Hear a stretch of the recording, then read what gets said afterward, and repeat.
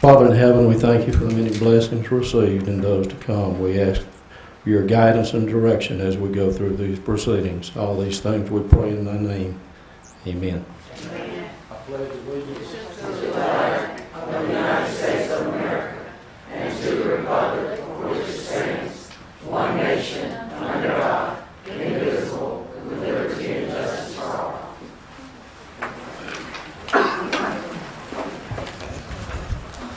There are a couple more board members en route. One is out of town that I know of, but we do have the majority here, and we'll have the conversation. Dr. Dawkins. Thank you, Mr. Ramsey, members of the board. Again, we're here to update you on the progress on the budget, and we've continue to make progress, and we'll be working on it until probably an hour or two before the next meeting. And so without further ado, I'll have Mr. Lee to take you through, and as always, we look forward to your questions and your ideas and your thoughts, and we'll try our best to have explanations for you. Mr. Lee. If you would, I forgot to remind you to silence your electronic devices. Thank you.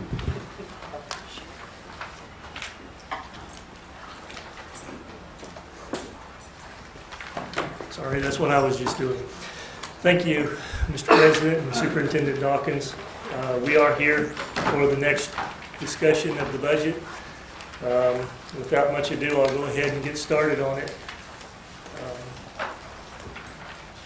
Can we pull up the presentation, Tim?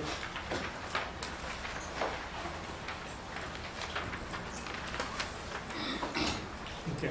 Y'all, by the way, y'all have a copy of this at your station, and there's copies for the audience. First slide basically is what I started out with last time. If you look at the third column, you'll see where the original night that we talked to you about it, we had the $21 million shortfall of expenditures over revenue. As I said, we could legally adopt that budget, but it wasn't a very good budget. Left us with just a little less than $300,000 in our undesignated fund balance. The fourth column that's highlighted in blue shows you our revisions that we've made since this time. You can see we've increased our revenue projections slightly, and reduced our expenditure quite a bit, where we've reduced that 21 million down to just a little over 3.5 million, which would, if adopted, would leave us a projected undesignated balance of just under $18 million, which is much better than 300,000, obviously. How did we get there? Kind of shared this slide with you last week, and this has been updated for our changes. We changed our projections on our revenue by $2 million. I'm not going to go into that a whole lot because we discussed it last week. But when it comes to expenditures, you recall we had two different sections. One were reductions that we said would require a policy change to change the staffing formula. The other section was anything else that did not require policy changes, any other staffing changes that we could do, or any other non-school-based reductions that we could make that would not require a policy change. And you can see that total is $16 million. If you recall from the last meeting, and I didn't make a slide of this, but at the last meeting, that first number for those changes that require formula change was over $10 million. And most of that was due, our budget eliminated block scheduling entirely, and that was mostly from the reduced staffing required to go to a traditional 7-day period. What we have now is a modified version of block. We've retained block scheduling. The modification requires fewer teachers than a full-blown block. And the change I'm going to try to explain to you, and may have to get human resources up to explain it a little bit better if you have questions. Currently, the current block schedule, teachers teach 6 blocks a day. This would have them teach 7 blocks a day, and basically like 4 blocks one day, 3 blocks the next day. It would still be an AB, and every week it would alternate a little bit, so they would be responsible for 7 blocks instead of 6. So it would require, if each teacher can teach one more class or course, then you don't need as many teachers, and the scheduling formula showed that out. So that was the biggest reduction. To get into a little bit more detail on this, these are the details on the staffing formula changes. We still have in the K1 change, modifying it to the rounded formula, getting rid of that hard-coded 22-to-1. That saves 29 positions, as we said before. One board member asked about possibility of not doing this and instead looking at the elimination of discovery teachers in the elementary schools. And when that was brought up with the principals, I almost wish I wasn't in the room when we brought that up. They were so opposed to it. So we retained this change instead. Again, we have no change to the 2nd and 3rd grade staffing formula. 4th and 5th grade, we're adding 1 to it, which would reduce 9 positions. No changes in the middle school. And then high school retained this modified block at a reduced staffing from what the current block requires. That would total 107 positions, which could easily be done through attrition, and roughly $7.5 million in savings. On the next slide, I'll go through a much longer list than we had last week of non-formula reductions. Some of them are the same, but we've added to it. The special ed reduced teachers based on human resources discussion with special ed. It's the number that they feel they no longer require. Instructional supervisors here at central office, we looking at a reduction of 4. Some small reduction in vocational staffing. Clerical positions, a couple of temporary positions, these are new, a couple of temporary positions in human resources. Some instructional specialists, we increased that number. Originally that was 5, we increased that to 14. We discussed that with the special ed director. She is, in her special ed budget, because of cuts, is reducing all of her instructional specialists that she's paid for. and we're doing likewise. The special ed aids is the same that we had last time, 30. The $200 M&S, some possibility of school consolidations if the board is so inclined. I've looked at my area specifically and some M&S and some fees that we could reduce, and it's not much, but I'm trying to throw in anything I can. We've also, you see the next line, we've seen savings this year, projecting more than this, but we figure this is a good average of savings in workers' comp claims since we outsourced that service. So the more eyes looking at it and doing more reviews than our limited staff was able to do has resulted in some very significant savings for us. So that's something that you didn't have on your list last week. We have some just reductions in maintenance operations and transportation operations, and then finally the rural transportation outsourcing that at midterm for savings of $50,000.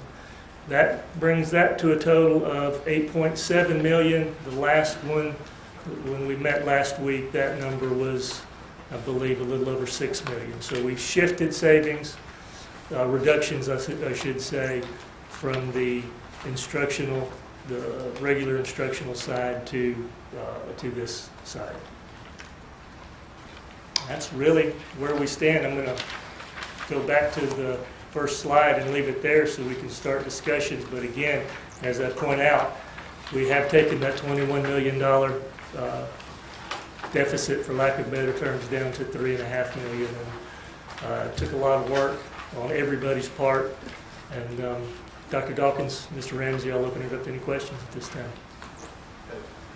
Board members, I'll ask you we're going to work through the queue today, and as you request to get in line and ask questions, I would like for you to, each time you ask questions, let's limit it to 2 minutes, and then we'll get around to each one a little bit more quickly. And remind you, this is a time to unload your questions, and if we don't get answers, we can come back another day. We still have another day or two that we can work with if you think it's necessary. Ms. Armstrong, you're the first one on the board. Yes, sir, thank you. The massive reduction in the special ed instructional specialist coordinator, that is a big concern of mine. Having been in special ed, I know what they do and how they make a difference in managing those IEPs. Can you give me some rationale for These that? positions are not fully directly assigned to a school on an everyday basis. There are 4 or 5 that we left in there that are specifically assigned to schools. These positions are housed at Building 6. And they could be moved into a special ed teaching position. I believe that's the same rationale that Dr. Lockett is using with the one she's funding out of IDEA, is they would be offered a position in a teaching position in special ed. All right, will their salaries remain the same? If they're Locked more in? than the teacher's salary, if they're not on the teacher's salary schedule, they would remain the same and frozen until they caught up with this salary schedule, yes.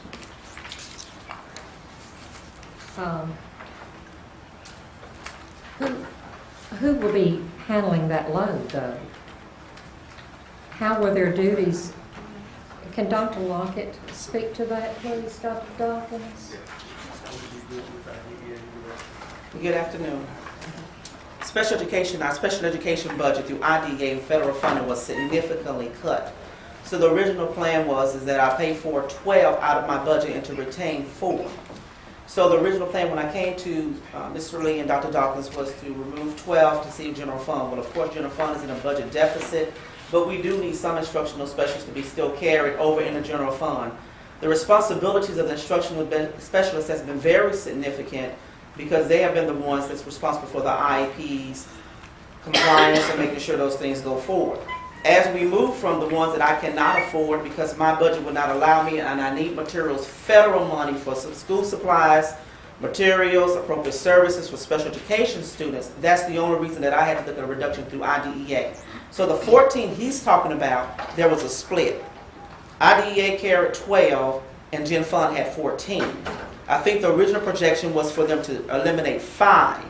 I'm eliminating because I need federal money for the children from the government, okay? They're eliminating due to the budgeting constraints with the deficit. We would ask that some consideration be made, if possible, to retain possibly at least 8 positions, if possible, in Gen Fund, if at all ways. Now, let me tell you what happens in the removal of instructional specialists. For years, Caddo has had the luxury of having that middle man to take care of IEPs, compliance, behavior intervention plans, and all of those supports. In the removal of those persons from as well my budget and from Gen Fund, those responsibilities will kick back now to the principal and the administrative teams to carry that load. We will still need to be 100% compliant as we possibly can, especially as we exit our cap, and we're on target to do that at this time. My concern, Dr. Tompkins, is that we're just coming out of special ed oversight. And for us to cut that many positions where they have direct oversight over these very crucial IEPs and other things that have to be documented, and it is a huge concern. Because I don't think we want to go in under the gun again. We certainly do not want to, and I think that the role of technology has certainly helped to make a big dent in that, and in terms of keeping track of data related to these children. And so we think that we're able to do this with fewer people. Well, that's 2 minutes. Ms. Priest? Thank you, President Ramsey. I'm going to the number of budgeted positions sheet Okay. that you provided at the station. Yes, ma'am. And in looking, and I know we were talking about doing things,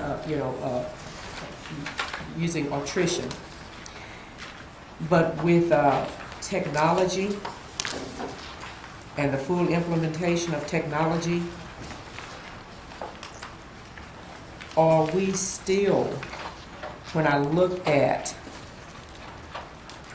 various departments or divisions, I see a significant number of positions. Just say for an example, I'm looking at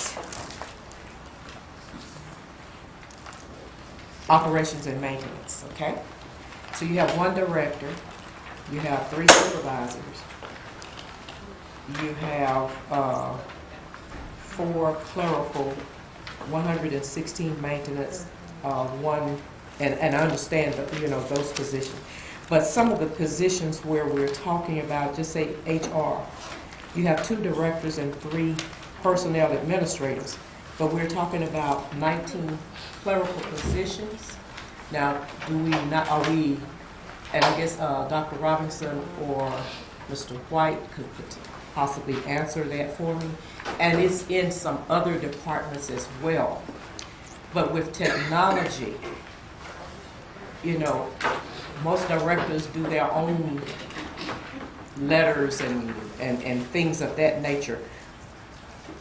Is that still, are all of those positions I will defer filled? that to Dr. Robinson, but I will say we're not talking about 19 secretaries in the department. I'm sure she can explain it better than I can, but you've got like a clerical person who works with the schools to get sub-teachers in place. You've got the two retirement specialists, one for classified and one for certified. Dr. Robinson, I'll let you try to explain this. And then, of course, we want to go back and talk a little bit about, the cross-training, and are we fully utilizing all of our positions, and that if one person is out, someone else can actually fulfill and carry on those duties where you're not at a standstill. And I will also have a question as it relates to big data processing and what have you. I'm looking at that, and how many people actually, I would say, write programs and all of those kinds of things? You know, are we being as efficient?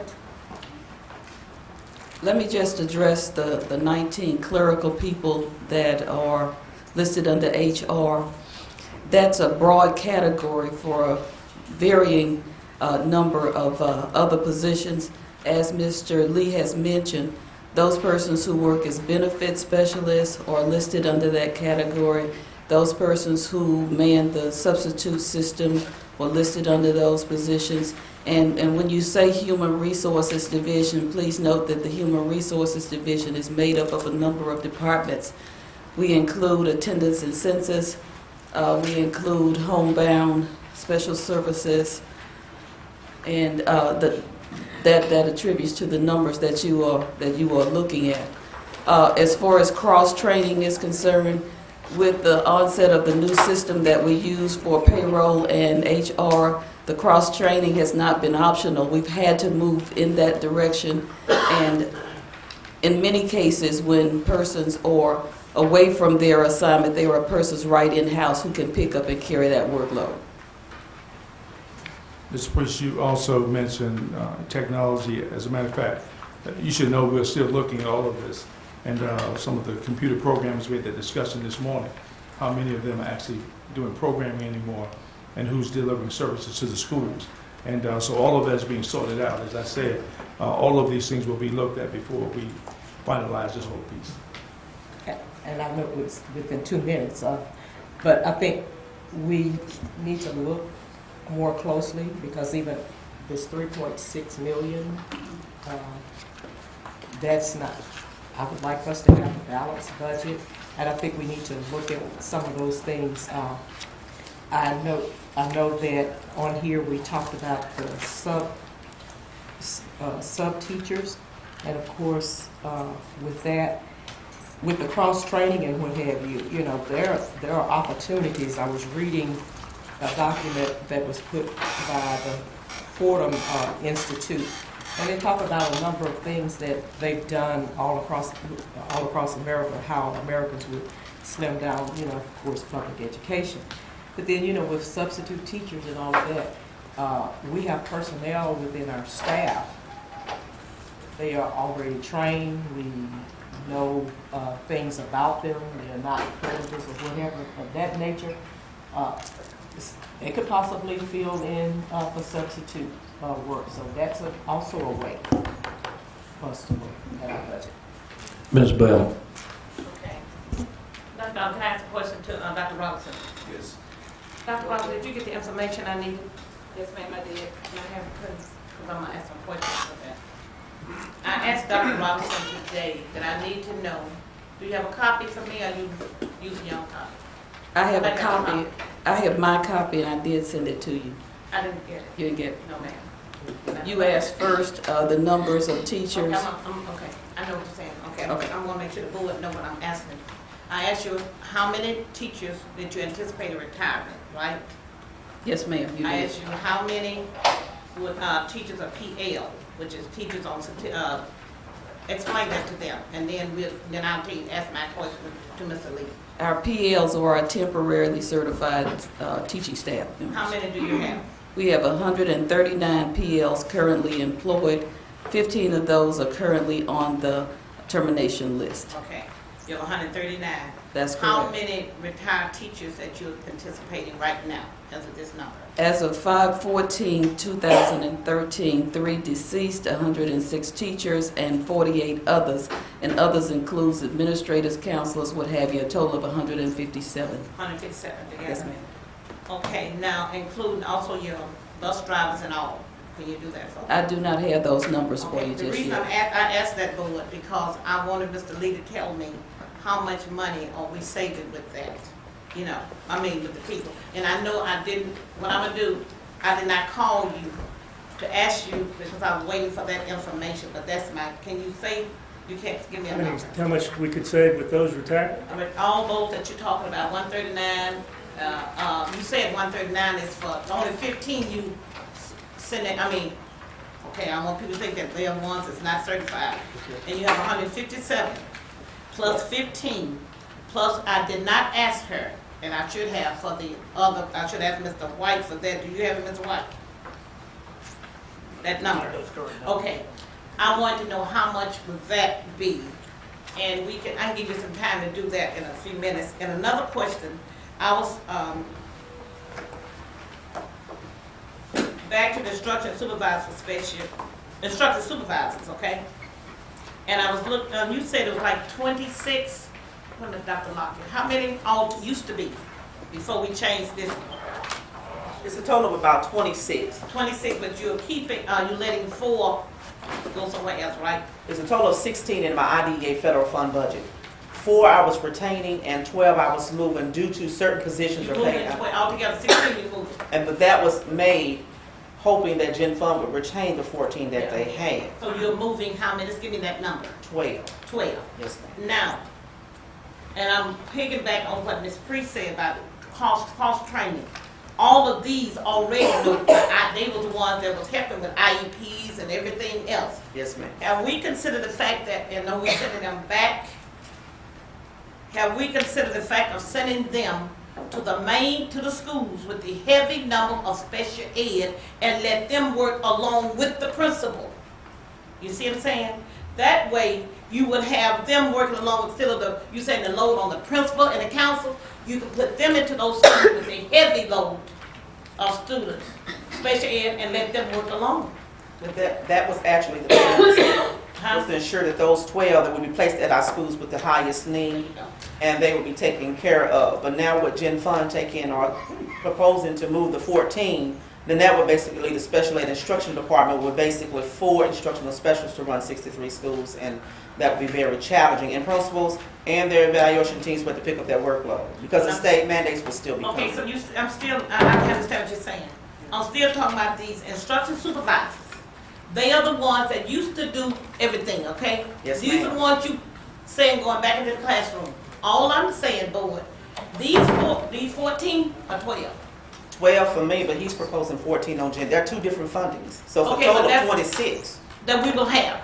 Yes, ma'am. Okay, have you thought about putting them into the schools? To let them be the ones to handle. That way you have it all on site, the person that deals with that. That's a way that you can kind of, Dr. Lockett, Dr. Dawkins. You see, that way you have them little office and they can handle that. And then I'm sure you're going to have some special ed teachers supposed to be working, but at least they'll have some help. Use those 26 into schools, okay? That's one of the things. My 2 minutes up because I have a question. Yes, ma'am. You can get back on the board, though. Okay, no problem. Ms. Trammell. Thank you. All right, thank you. Mr. President, Dr. Dawkins, Max, Mr. Lee. All right, Mr. Lee, on the general fund page we were looking at, and it said the instructional supervisors, these people this will be handled through attrition, Either that or move back to a classroom position, yes. and when they go back into the classroom, we're looking at what the savings is? Or we already know, Looking at we're the gonna savings save of this the- amount. Of those many teaching positions. We would not save the full amount as if we said we will just eliminate their salaries and benefits Mhm. because they get paid more. We would be looking at the savings from the vacant classroom teaching positions that they would fill as opposed to hiring somebody new. Okay, now we've looked at almost every department, and we worked hard to make sure that we keep the librarians on staff. Have we looked at that formula for the librarians? No, we have not. We have had a couple of principals tell us they had some retiring, and they may have 2 on staff, and they didn't feel they needed to. Right. Could live with 1. But we have not looked at, that's just, a couple that happen to have one that is retiring. We have not looked at actually reducing the number of librarians or looking at reducing the staffing for the librarians yet. Okay, one of the things that we discussed, just looking in general, we know we got to do something. Have we looked at if we consolidate the small populated schools? And what would the savings be? And what areas we're looking at, the consolidations? I have estimated, while we haven't specifically named any schools yet, we know there are some out there that you're talking about. Right. We estimate on a small elementary school, you could save between $200,000-300,000 for each school. You're not going to save a lot on the certified side, because wherever those students go, chances are, if not all, a majority of the teachers will be needed to boost the staff at whatever school those students go to. But you would receive benefits from not needing a second or third administrative staff at the school, one of the schools, or a lot of the classified staff you would not need. And of course, things like utilities you could reduce. So you could save some money there. I just remind the board, some of the suggestions, and I think that's what's being passed out now. I don't want to steal anybody's thunder. Mr. Trammell, just for a point of reference, if you look at the last page of this Vision 2020 original first draft from July 2010, it has some suggestions of proposed facility closings and also proposed new construction. Gives you just a baseline for what was being considered at one time. This board received this report. The next document you have, I think 3 pages in from the back, gives you kind of a total cost, the kinds of money that could have been saved over a 3-year period of time with these kinds of closings. Now, of course, we've studied closings because we've looked at this document for a couple, 3 years, and we're quite prepared. Whatever the board wants us to do, we'll certainly look at that. But I give you this for just your base information. The recommendations to consolidate schools is not a new one for this board, but it certainly is one that has its own challenges. And there are other scenarios on here that are not on here that we've discussed as well. But this certainly gives you an idea of what was considered in the beginning. And I know there are a lot of folk who say we need to consolidate schools, but that's been a discussion that's been ongoing since I first got here. All right, thank you. Mr. Ryan. Thank you, President Ramsey. Mr. Lee, looking down at rural transportation, since that concerns basically my district, see a savings of $50,000, but also in this, where is it? In this other page here, this one, I've got a dispatcher up there, correct? In that office, we've got a clerk up there. Yes. We've got a transportation supervisor up there. If we're going to sub this out to an independent firm, I don't see any reduction in that. I mean, what are we going to do with those people? Because see, here's the concern. Most of the people that work up there and drive the buses up there live up there. And if we do away with this and say, well, you can drive 25 miles down to Shreveport to go to work again, that, for just a $50,000 savings, that doesn't make much sense. I understand that. I'm going to let Mr. Woolfolk discuss a little bit, excuse me, more on this issue. But one thing, excuse me, that I will say, when we have had some just very preliminary discussions with some of the companies who do this type of work, and Mr. Woolfolk, you can correct me if I'm wrong, please. None of them really felt like they could come in and take on a district our size all in one bite. So they were looking at a section, if there was possibly a section that they could look at first and see what it would take to do that. This seemed like a reasonable selection. It's easier to do, say, the rural section, a small rural area, than to try to just pick apart a Shreveport or one neighborhood or one school, high school district and all the elementary and middle schools that feed them, and try to do that. Just seemed more logical for a rural. But glad to let Mr. Woolfolk speak more on that issue. Yes, we've only had one preliminary discussion with 2 providers for that service, and of course they would like to start small. We had talked about the rural area because it is there is probably a defined line that you can make if you want to make it north of Northwood. That will be about 33 drivers. If you want to make it north of 220, that will be about 55 drivers. So there are some things that we can actually say, okay, this is where you could make a cutoff. Everything that we have done or any more discussions would be based on how we could do this through attrition and not have any kind of a reduction in force to make it happen. As far as the mechanics and the dispatcher and those positions, we would still absorb those into our garage here. Now, of course, there may be an inconvenience of a 25-mile drive, but it would not take away any positions.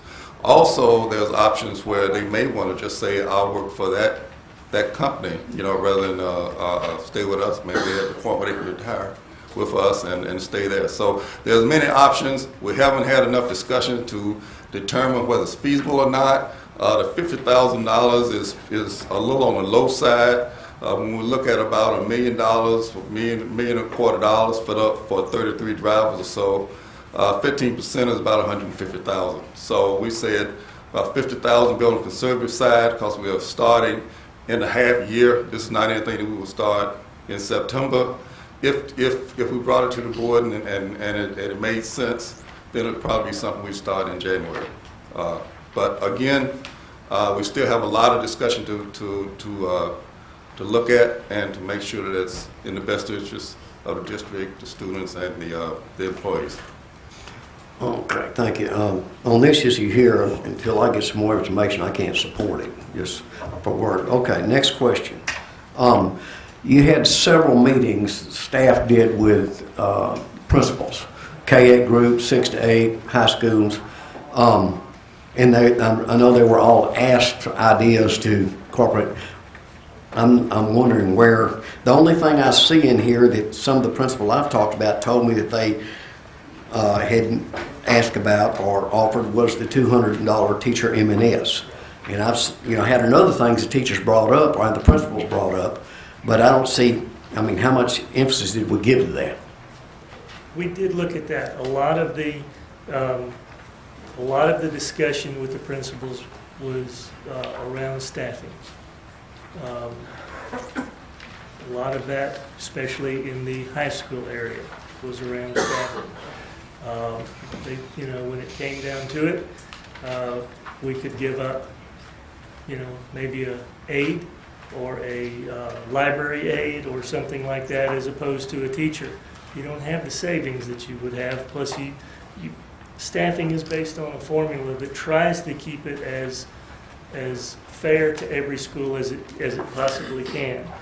What we got a lot of was I can give up this and I can give up that, but there's no way to incorporate it. If a large high school says I can give up 5 and a small high school says I can give up 3, or maybe a smaller high school says I can give up 7, there's no rational way to incorporate that into any kind of formula for you to approve. And then you're going to start hearing principals say, well, I gave up 5 and they only gave up 3. You don't have a formula to justify how you made these reductions. So for the time being, we went to the modified block and left it at that. That's why that was my rationale for that. Okay, thank you. Thank you, President. I'll get back on the board later. Thank you. Ms. Armstrong. I hate to beat a dead horse. I would like a list of the schools that will retain instructional specialists for special ed. Some of these instructional specialists go to 4 and 5 schools. They don't serve just one school. And, I really have a huge concern because they're not enough to fill the gaps in. I understand, and I'll try to give you some of my rationale for this. One is I've said on other occasions, when federal funds have budget cuts in the federal government, general fund just can't always pick up and take over where these positions lose. So for the 12 positions she's talking about, there's absolutely no way general fund can pick up those 12. For the ones we looked at, I hate to say it, in her looking at what she can cut, if that was a position that wasn't that critical to her to keep, I didn't understand why general fund should continue to fund the ones that we have. If it's not critical to IDEA, is it critical to general fund? So that was some of my rationale for coming up with that reduction. We had already agreed to cut some, and when she eliminated all of hers, I just made the decision it wasn't that critical to her. So why should general fund continue to pick up costs that IDEA does not feel the need to pick up? Okay. Dr. Dawkins, I wonder, are we putting mainstreaming, and that's not the word they're using right now, but mainstreaming more special ed students into regular classrooms? I don't have the numbers, but certainly Dr. Lockett would have that.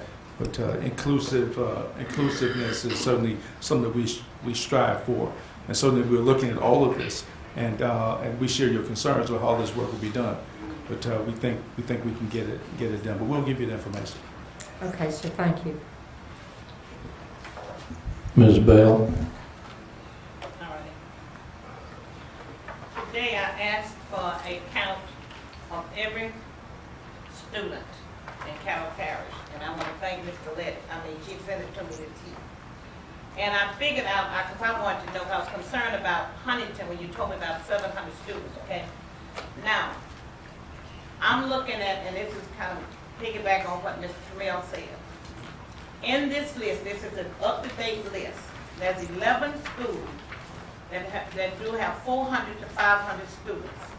There's 5 schools with 300 to 400, and 5 with 100 to 300.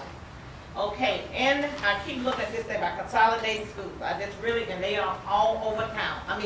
Some of them are in East Shreveport, West Shreveport, not West Shreveport, because that's the 3 cities. North and south.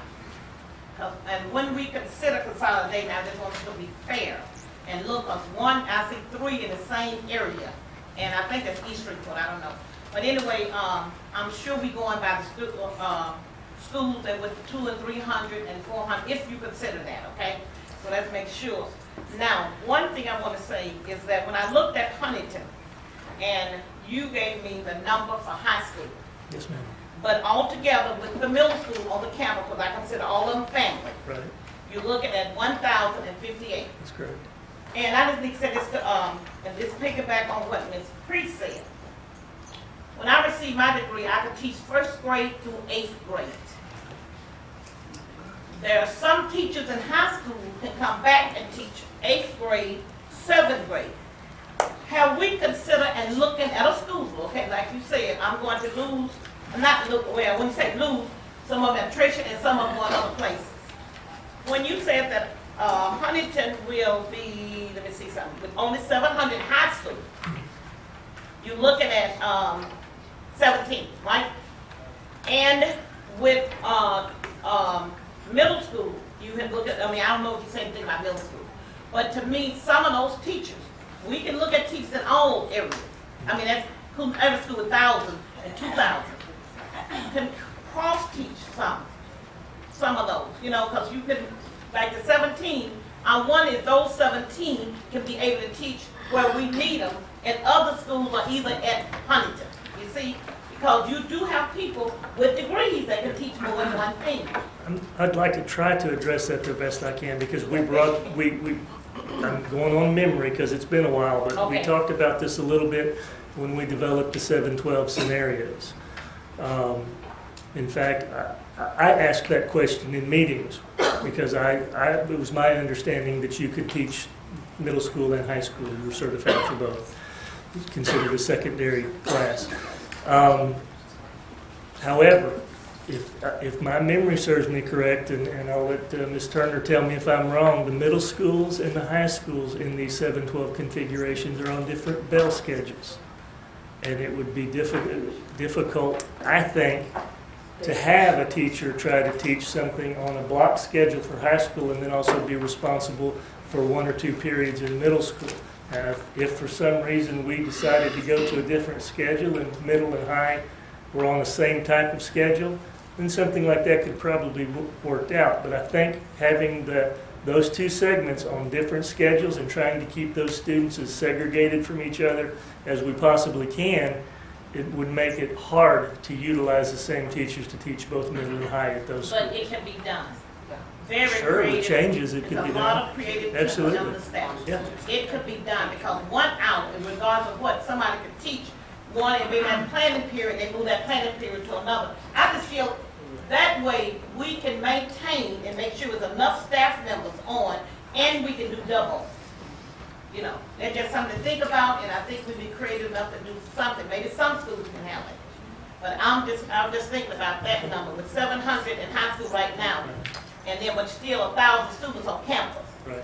you know? One other thing that would probably have to be looked at along these lines, and it could be done, but one other thing that would have to be looked at would be the staffing formulas again, because middle is on a completely different staffing formula than high, and how you would intermingle that without having one staffing schedule for secondary teachers.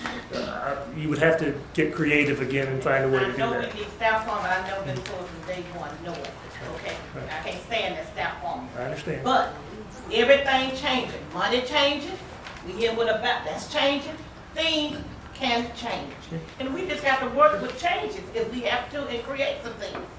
I know we still trying to follow that formula, but I'm sure that formula is going to change when I'm looking at 17 staff members being moved all across from Huntington somewhere else. That staff is going to change. So I'm thinking we can kind of, you know, and Yes, that's ma'am. for You're absolutely human right. resources. I'm asking the wrong person. I That's- mean, you that's fine. and human resources. I think we can do something about that. Okay. Mr. Rochelle, I'm sorry, Okay. Mr. I'm Rochelle. coming back.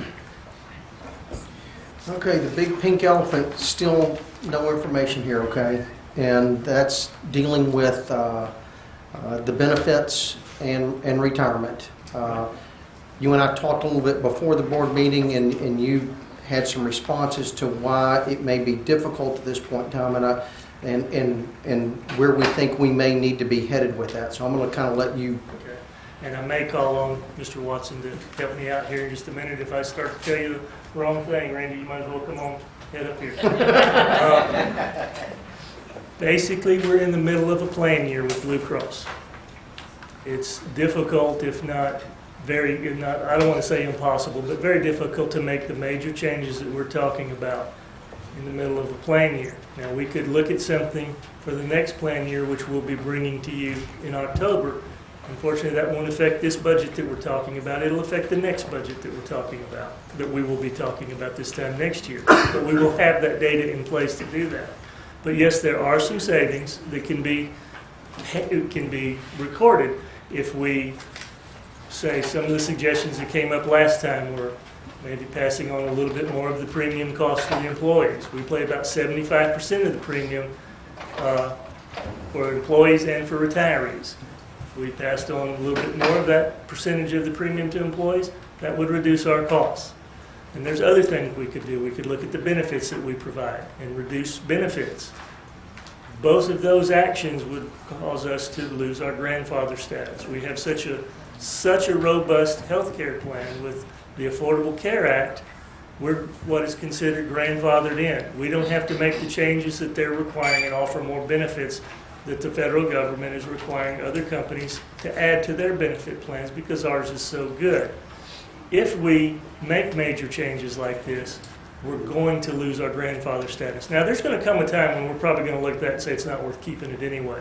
And so this may be the time to be thinking about it for the next budget cycle. But it's going to take some real thinking, because if we lose our grandfather status, we're going to have to add benefits that we don't cover right now.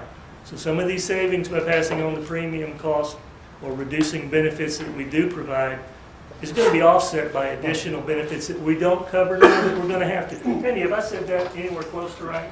No, go Look, ahead. could I interject something? And I think this is something that, these are items that we need to push into our committees, because I've already made the comments to board members that we should be concerned about from now on being in a budget cycle. We need to look for ways that we can cut costs and still provide the services we need to provide.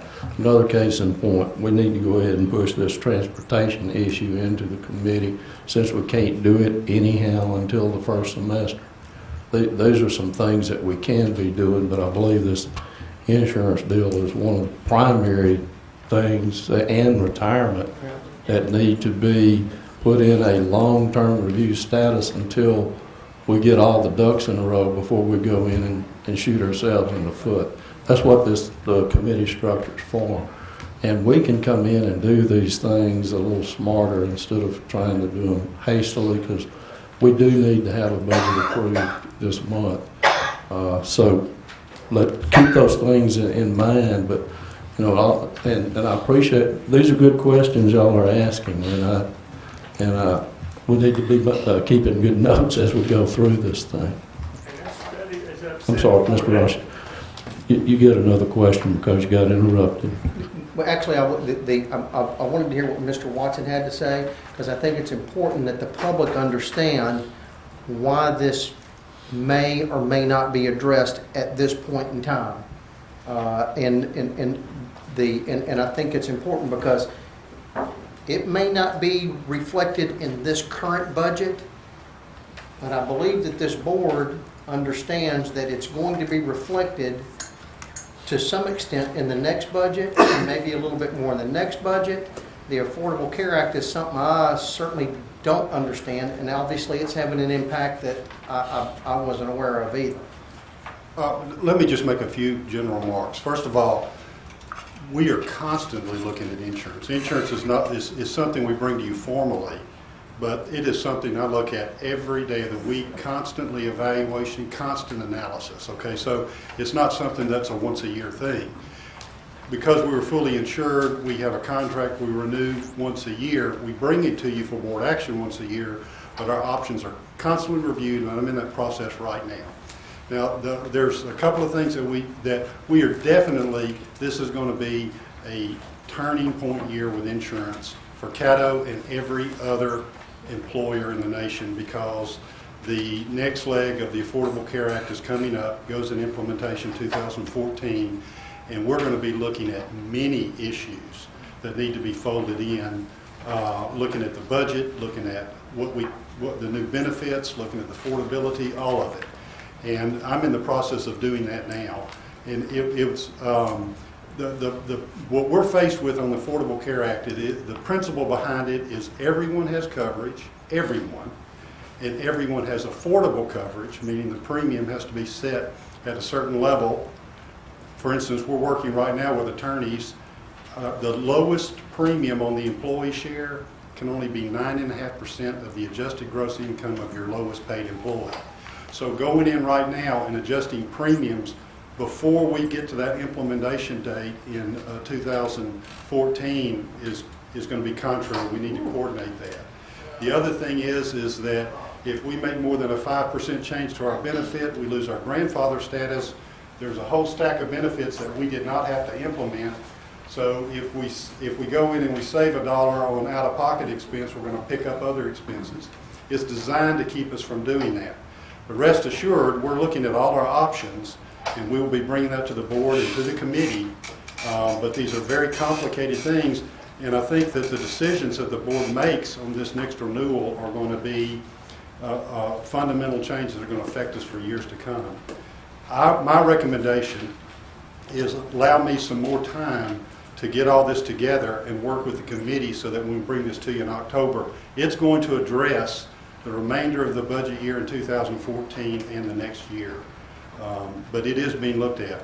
But the problem is it's a 2,700-page law, and even the attorneys don't know what most of this means, and we're trying to get guidance from the government on it. But we're going to have the options rolled out for it. Okay.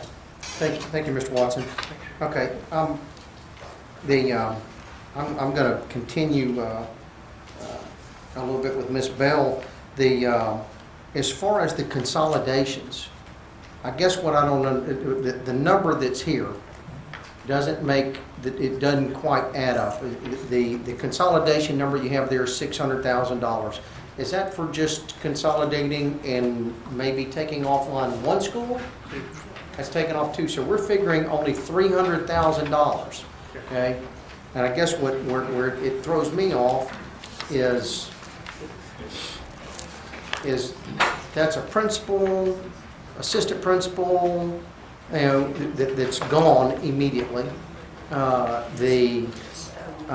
The security, you know, I can see $300,000 just almost immediately in just a little bit of the staff that's going on. Bear in mind, first of all, when you're talking about your administrative staff, your principal, assistant principal, counselors, things like that, if there are no positions for them to go into and they don't choose to retire, which we can't force them to, then we have to find a place for them and we still have to pay them that salary. Okay. So that reduces the amount of benefits, amount of savings that you're talking about. Okay, so was any of that included in here at all, in that number at all? Because I'm sure we have principals and assistant principals, I mean, that goes on a yearly basis too.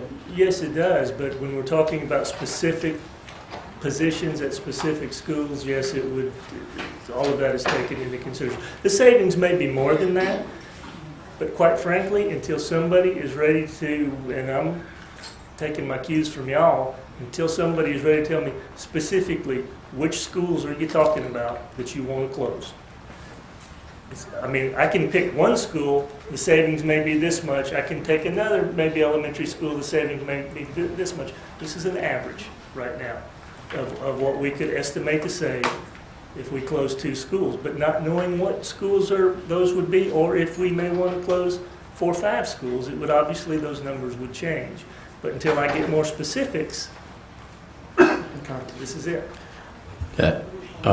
Move on to the next one. And Ms. Priest, I hit the clear button one time too many. You're actually up next. Okay, thank you. Thank you. Going back to the technology, instructions, and cost savings. Now, I'm looking at something else, and you guys probably did not bring this with you, but the distance learning, and we have that for high schools. And currently, there's 24 distance learning courses, but strictly for high schools. And of course, with the technology, we must end doing business as usual.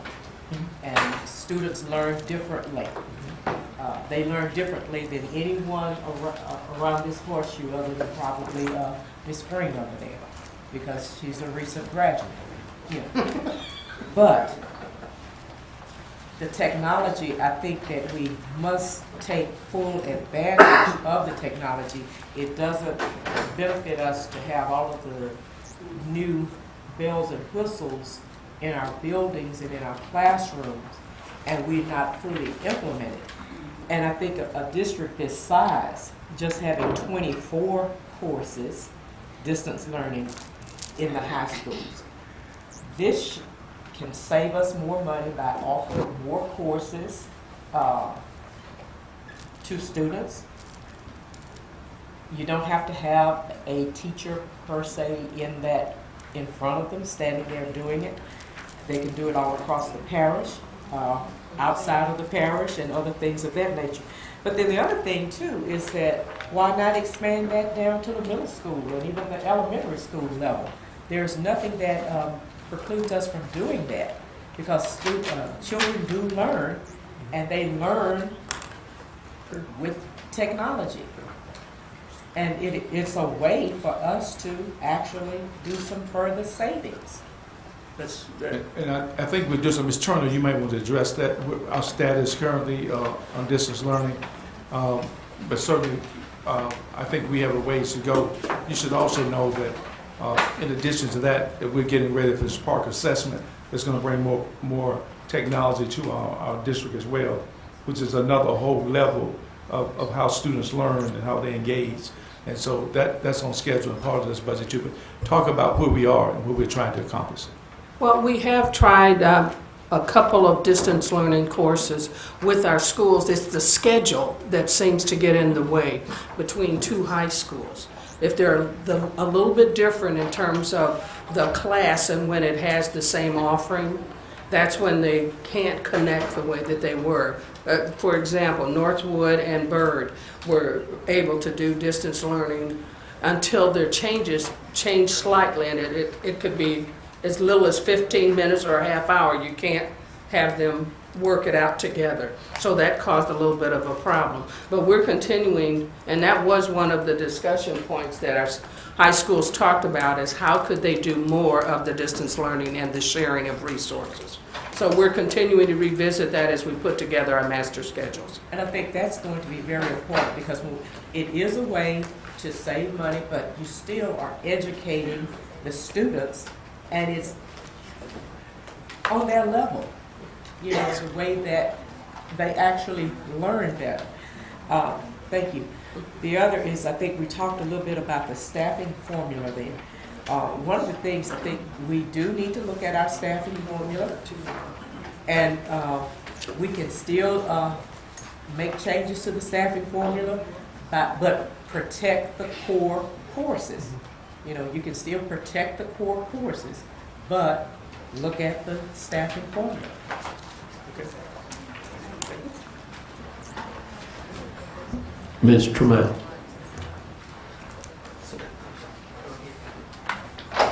Mr. Ryle. Thank you, President Ramsey. Did I hear you say that you were going to refer this transportation issue to committee? Okay, are we voting on this budget on May the 21st? Yes. We are? Yeah. So the transportation committee is going to have to meet before then? Well, we can't, what I was saying is, my suggestion would be, we can't do anything with it the first semester anyhow. Okay. We can always come back in July or August, Gotcha. September, and make a decision if we can reach one. Okay. Okay, one other question. Can somebody, we've reduced the staffing in block scheduling by 69 teachers, correct? Yes. Can somebody explain how we do that, keep block scheduling? I mean, Right now, hang on just a second. Who's here from HR? Somebody, I've tried, Ms. somebody want to come explain? Ms. Turner? the 7th period?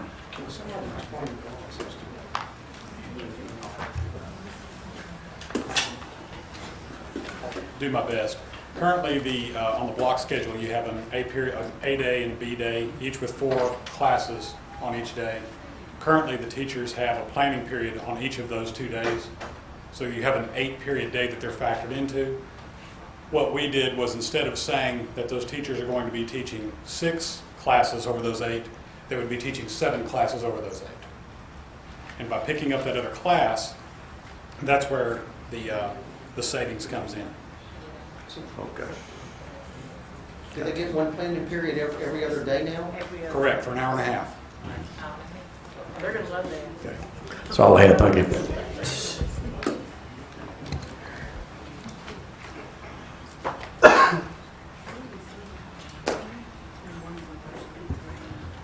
Ms. Crawley. All right. I have several. Now I gotta find my paperwork. Okay.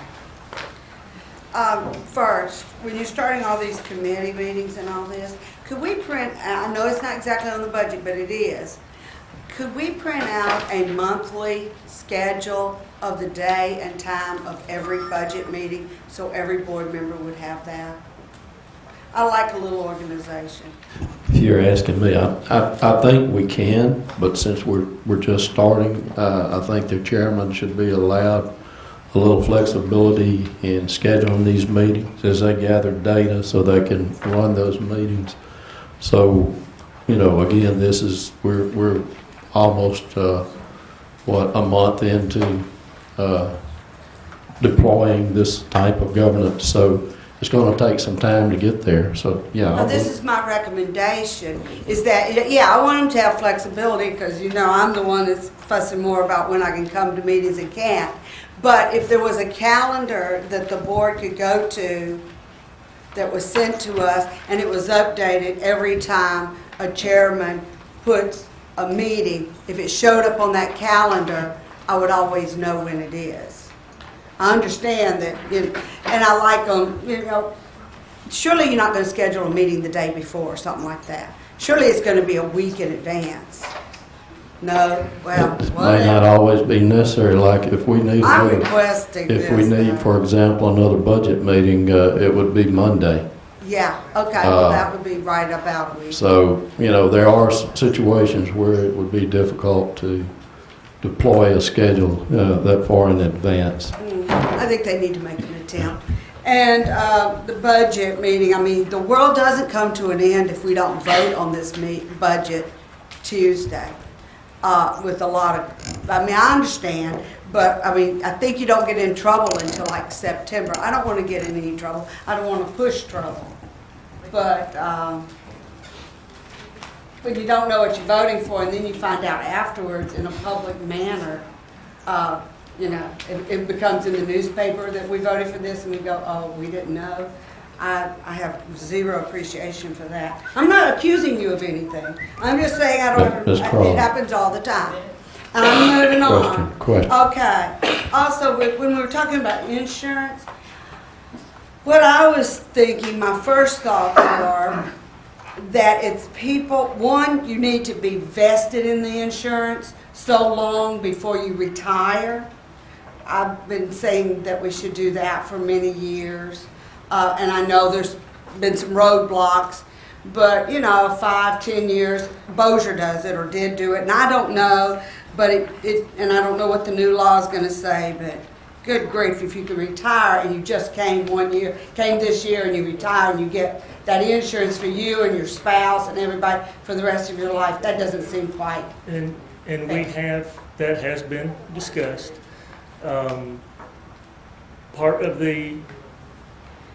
I don't want to say problem, because it could be done. It would take some work, but it could be done. But typically in something like this, we have a tendency to grandfather everybody in who's currently employed. So while you would have savings down the road, it would be several years before you really saw any material savings. I wouldn't have a tendency to grandfather somebody in that was already working and they had 3 years in and they wanted to retire. But you would have to pick a cutoff point at some It'd place. be 5 or 10 years. They got to make it 5 years.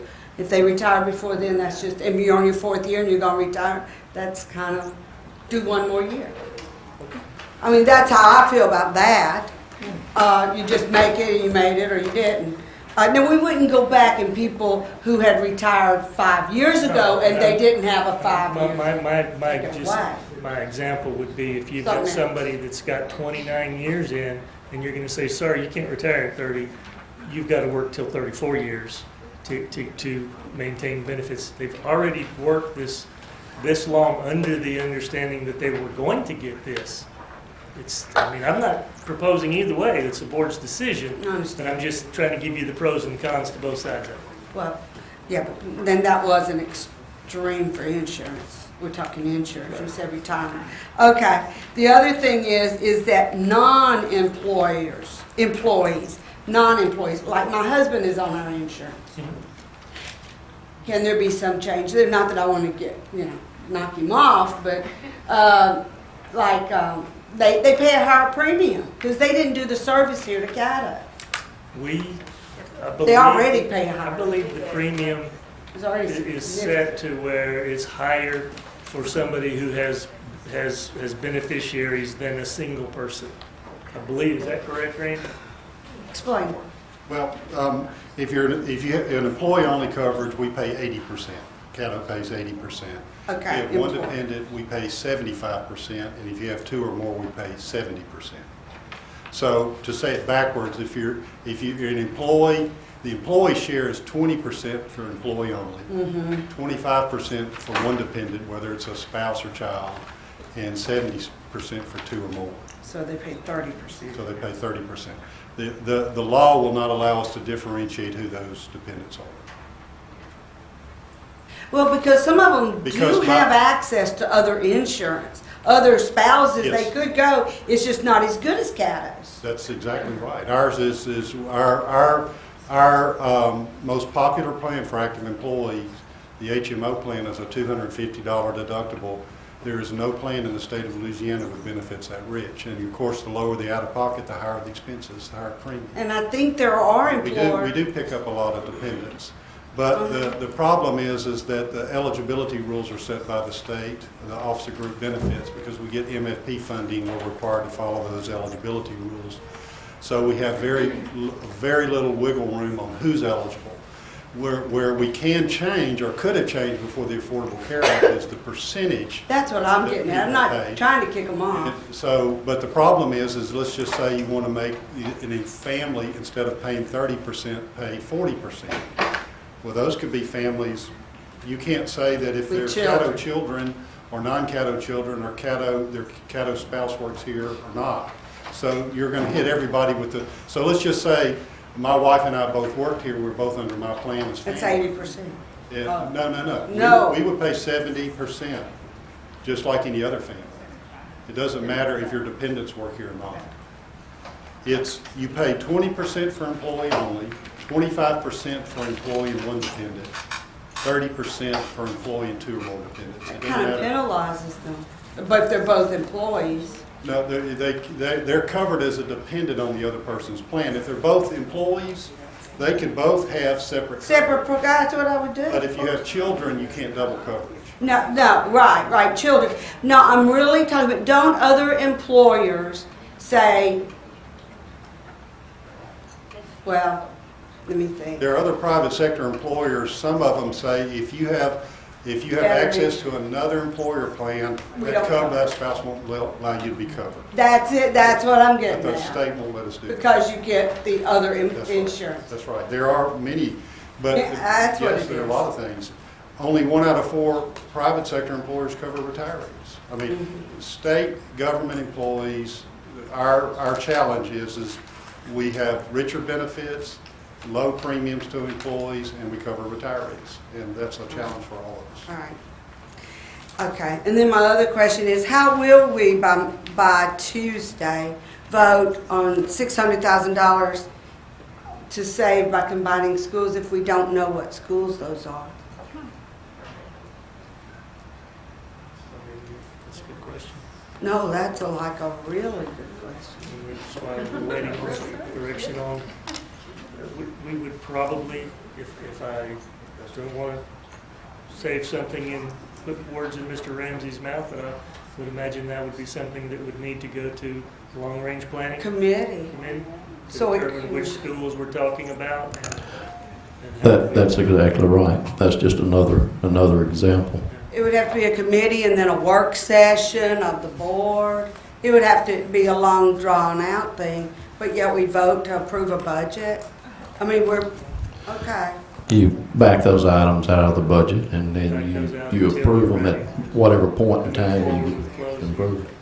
And then, again, that may be like the insurance, it's something that affects the next budget cycle, not this budget cycle. Okay, so I was late, I had a hard time getting here before, on Monday, Tuesday, Wednesdays.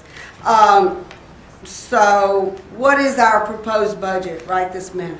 Right now, it's this, but taking into consideration.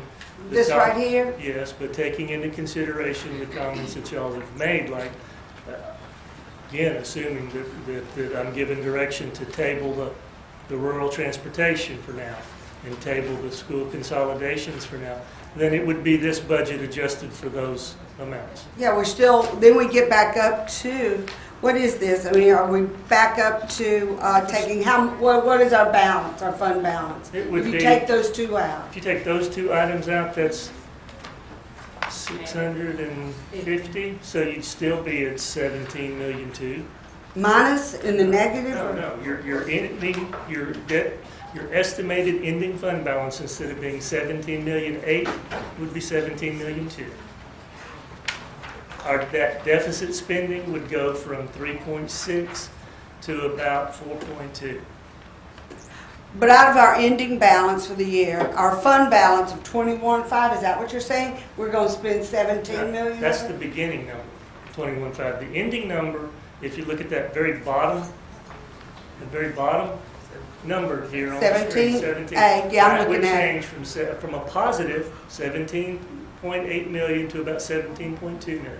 So it would still be in the $17 million range if we factored those two items out. How much of our fund balance are we spending? Right now, that would go, I'm not gonna say spending, because this is budgeted. Right now, it's at 3.6 million. That would, if we factored these two items out, it would go up to 4.2 million. But as I've told y'all in the past, typically when we get to the actual results at the end of the year, it's been well more than $4 million positive variance. I feel comfortable at 3.6 if it stayed there, or even $4 million. We would beat that by the end of the year. We have every year so far because we still have vacant positions. And we still have, believe it or not, we still have directors and supervisors who don't just go out and spend all of their money just because it's allotted to them. They actually make rational decisions on what they need, and we have savings I at the end of believe the year. that. We have some good people. Did you give me the travel budget? Did I get that? I didn't get it in the email. Was that not in the email? Then I'm sorry, I apologize. What did you Okay, do? Ms. Crawley, you 2 minutes. If you would get back on the board, we're going to go till about 5:30. All right. Ms. Bell?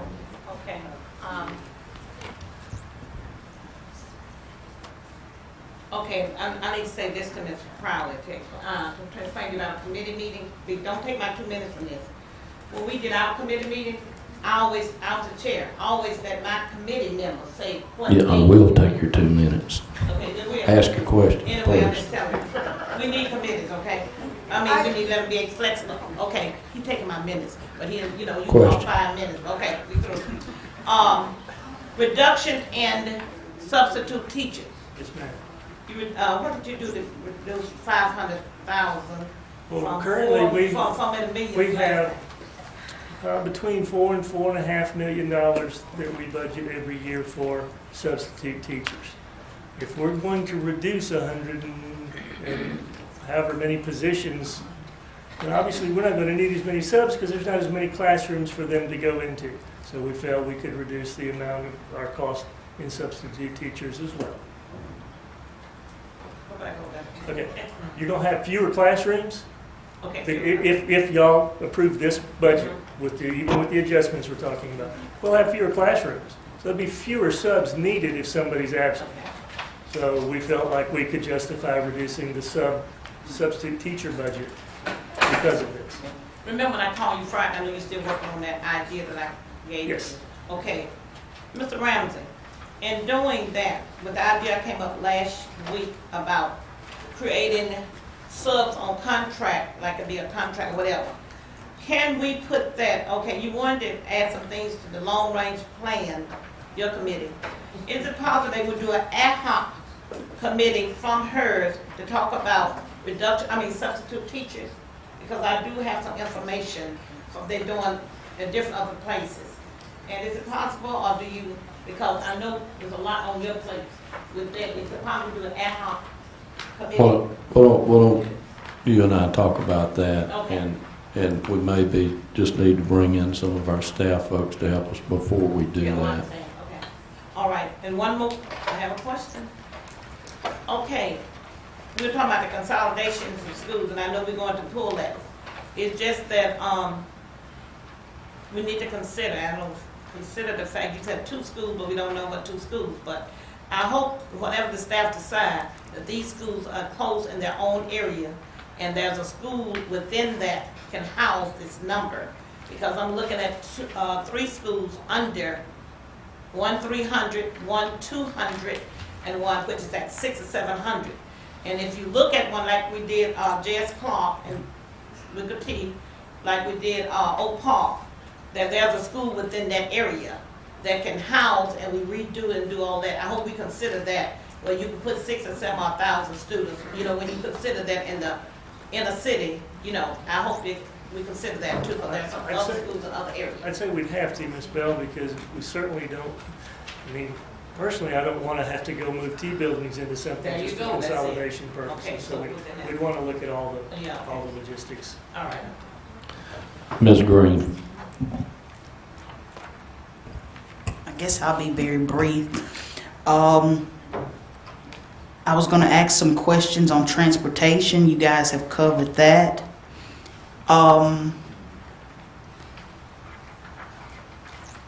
question I had about the, and I know you guys have covered the consolidation of schools. You're going to send that to a committee, am I right? And that would be the Yes. long-term planning? Which committee Yes, will that be? it will involve the long-term planning committee. Okay, and the other board members are able to attend, but they just can't say anything, right, Mr. Ramsey? The chairman always allows them to talk. You just don't have a vote. The folks on that committee have the vote. The president and the first vice president are ex officio members. We don't have a vote, and any other board member would be the same. Oh, one of the very reasons I didn't too much appreciate committees, but okay. When we talk about staffing, the 4x4 block Southwood did years ago, is that the same as was it the same, close to the 7-hour day? Was it, I or, believe, but I'm going to let an academic person answer. okay, I mean, because, I don't, it is not the same as a 7-period. yeah, I mean, Is that correct? And did it have the same kind of credit? Did they get the same? How was that working?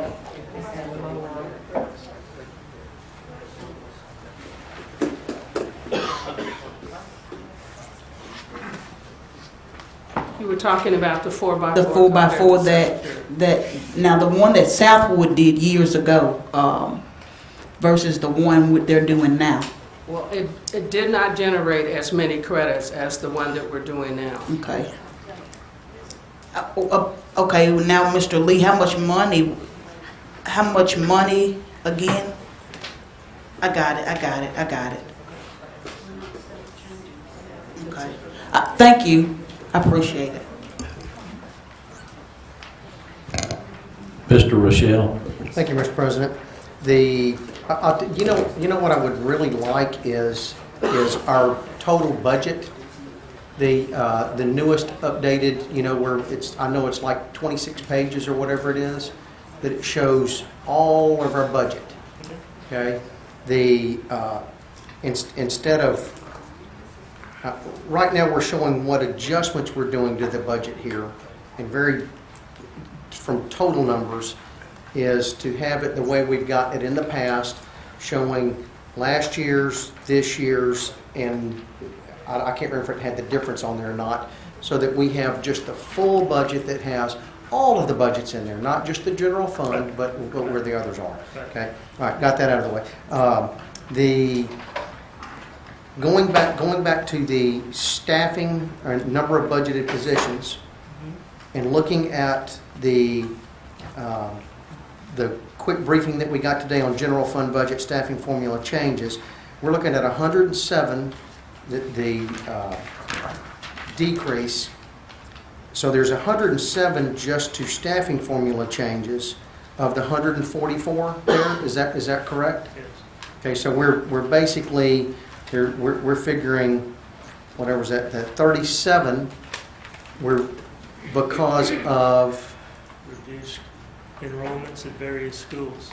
The first step to do is determine what the enrollments are at every school to determine what staffing is needed. And then if we do something like we're talking about today, changing that formula, then you also add into that what savings or what reductions you would have based on that staffing formula. So anything different is what they would have reduced even if we hadn't changed the formula. That is just changes. and so the number that we're using on that, how much reduction in students are we looking at? Somebody must have had a number somewhere to have reduced it by 37. I'd have to look. HR has a list by school of what they factored for every. We can get there. We can get that. Yeah. Okay. Okay, got that.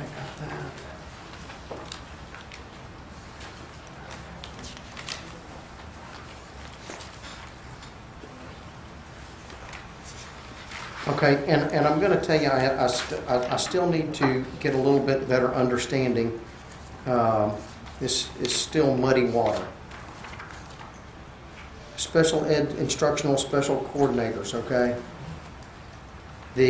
That 14 that I'm looking at there and the 50 that are on top are 64 that we're removing, and that's the 64 reduction that's on the total back over here. So we're reducing in special ed. There's a 10% reduction in the number of teachers, and y'all are calling them special ed specialists and coordinators. They're included in that, correct? Okay. So okay. There's two parts to that, as you just alluded to. The first part is the reductions in just basic, I hate to say basic, but in special ed teachers. There's a reduction that was discussed between special ed and human resources based on what they see as the true population of special needs students and what their exceptionalities are. That was the reduction, the largest of the reduction, and then we added to that the reduction of the instructional specialists. Okay. And then under the instructional supervisors, Yes. which positions are these under instructional supervisors? Which four are those? I would have to let somebody, Ms. Turner, get you that. Ms. Turner?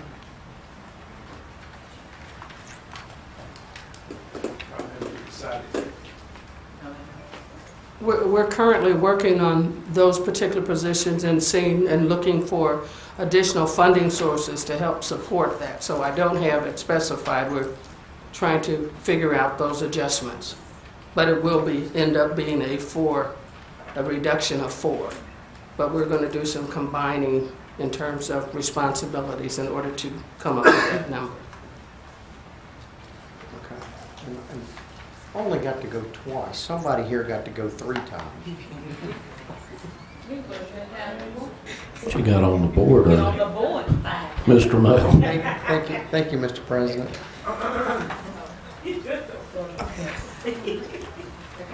Mr. President, and Dr. Dawkins and staff, we've looked at a lot of things as it relates to savings for the parish. Have we looked at like merging and consolidating some of the in-house in this building? Have we come up with a savings as it relates to in the central office? Because, you know, a lot of questions from the outside is what goes on in here.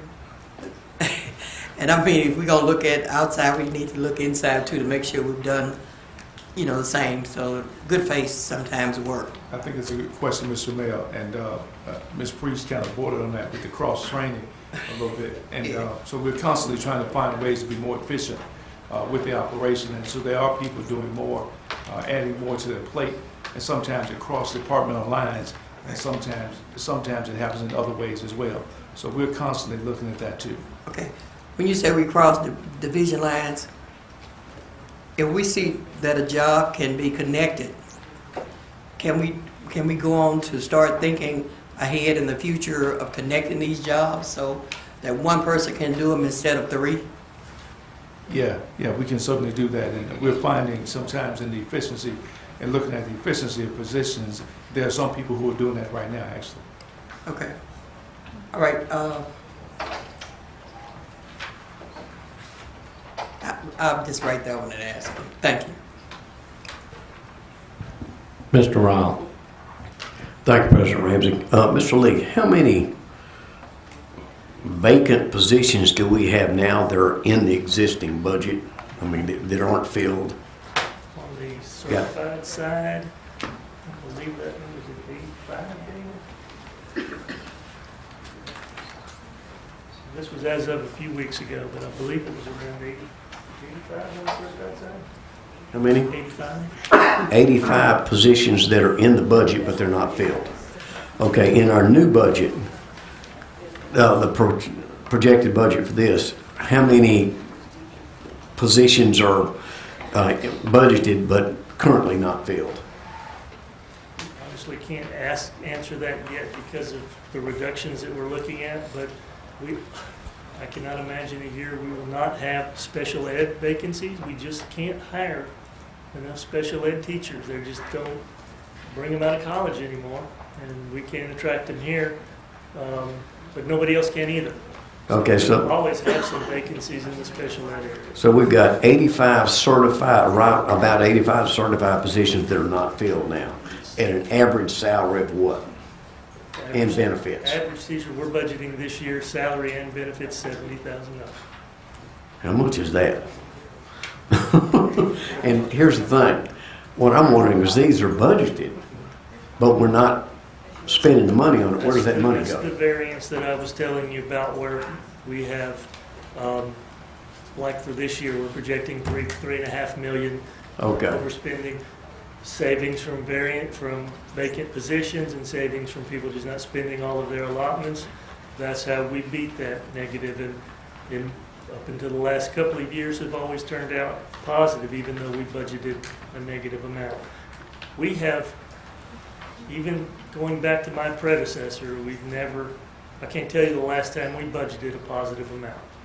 It just doesn't happen because we're so conservative in our budgeting. okay. But we know we've got variances that will make up those differences at the end of the year. Okay, thank you. Ask my question. Ms. Crawley. I'd like to ask staff if we have polled the teachers as to cuts that they would recommend. When I was a teacher, they certainly sent it out, and they asked us to list, because who's better than the teachers? Other people have different kinds of interest. A teacher only has those kids in her classroom's interest. Have we polled the teachers? I think that is an excellent idea. I was just told about discoveries, and that is an example. Principals do not want discoveries cut. Those are gophers for principals. Their classes are canceled constantly because the principal sends them on a special Questions, assignment.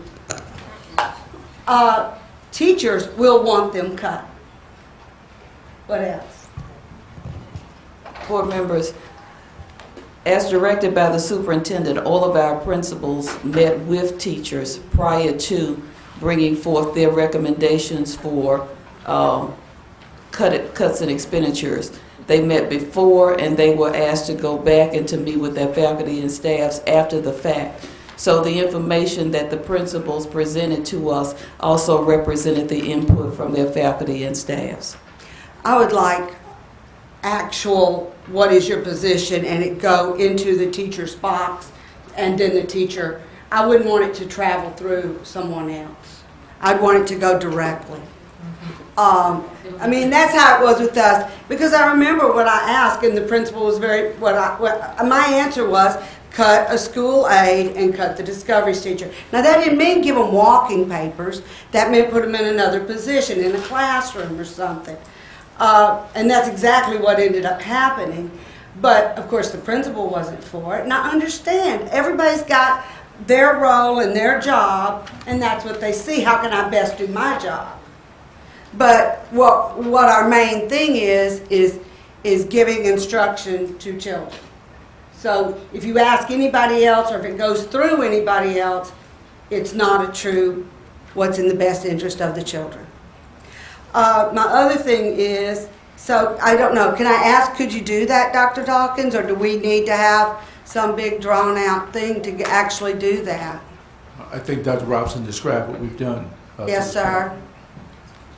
That wasn't at all what I was talking about doing. She's described what we've done to this point. Yes, sir. I was asking, could you do the other? An actual direct polling of teachers. Paper to a teacher to fill out. And it doesn't go through anybody else. Dr. Robinson?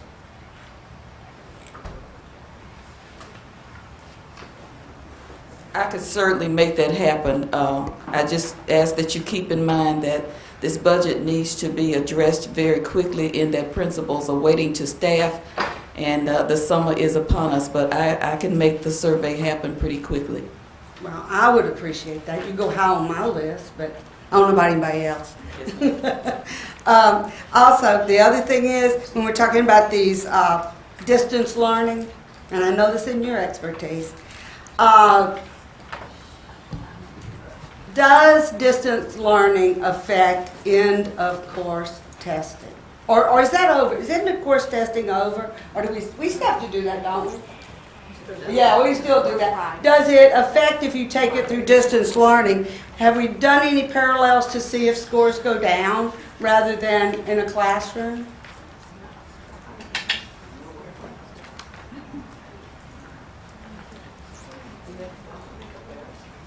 And I know I kill a budget item if you know, but that's not it, yeah. Answer this question and your 2 minutes are up. No.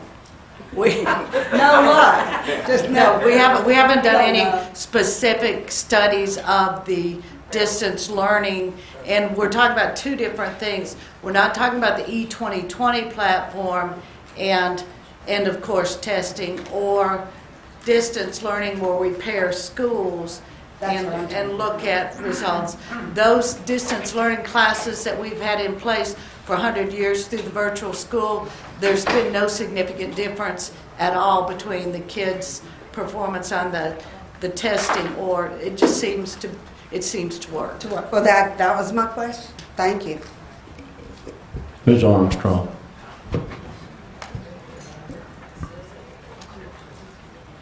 In talking to a few principals, on what basis are we figuring the staffing whereby principals are being asked to reduce teachers for next year?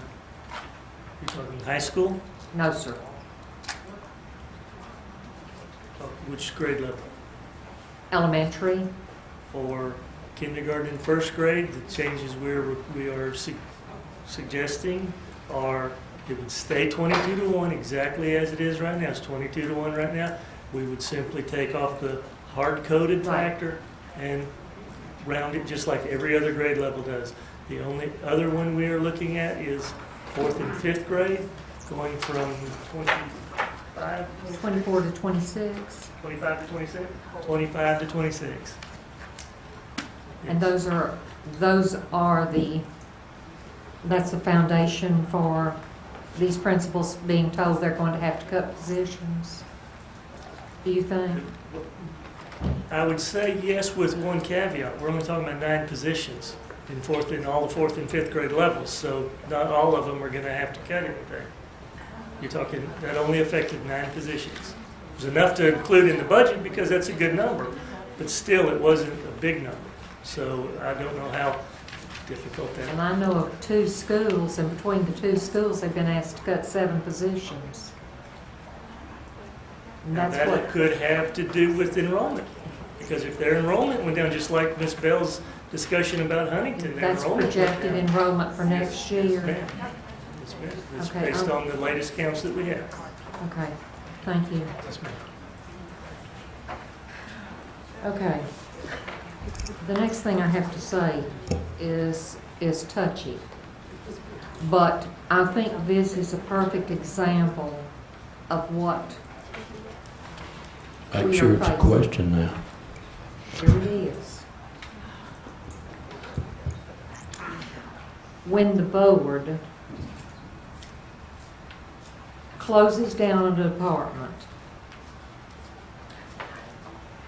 and those individuals that were staffing that department are moved to another position, and a new position is created for this individual,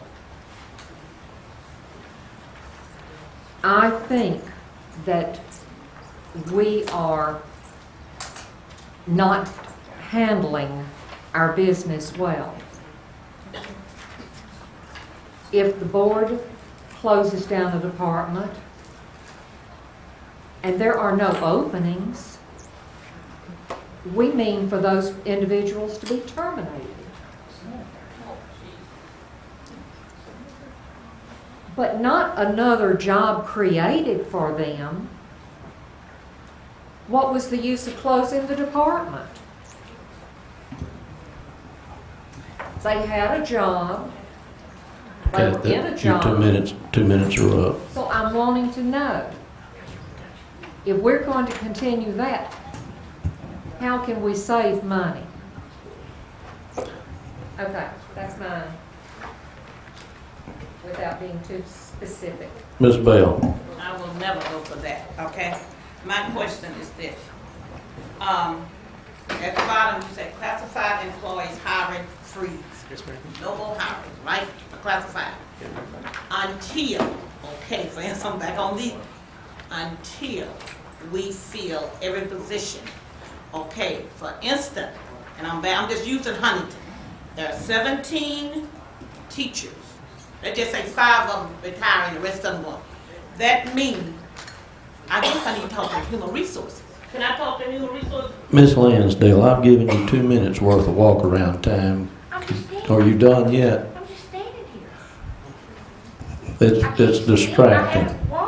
It's distracting. Would you please? Distracting you? Yeah, and I think several others. Really? I am so sorry. Okay. Go ahead, Ms. Bell. Deduct my, okay, I'm deduct my, I need to talk to Dr. Robinson. Dr. Robinson.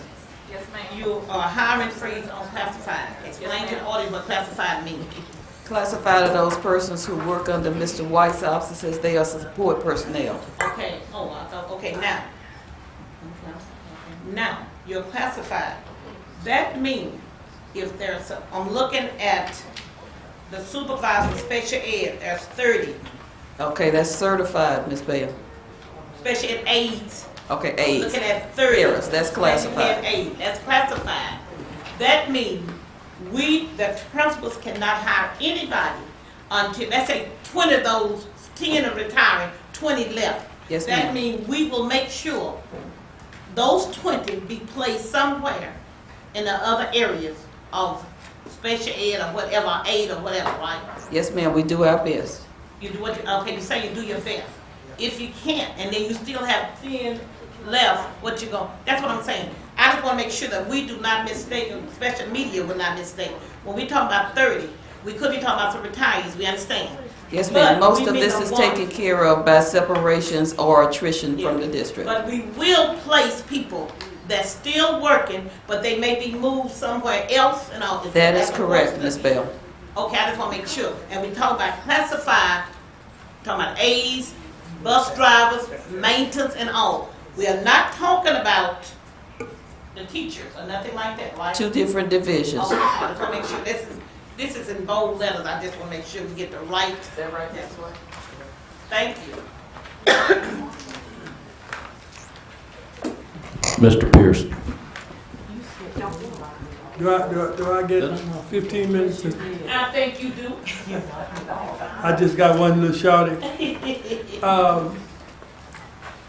Ending balance. Do we show an ending balance that takes into account, how do I say this, what we saved with that?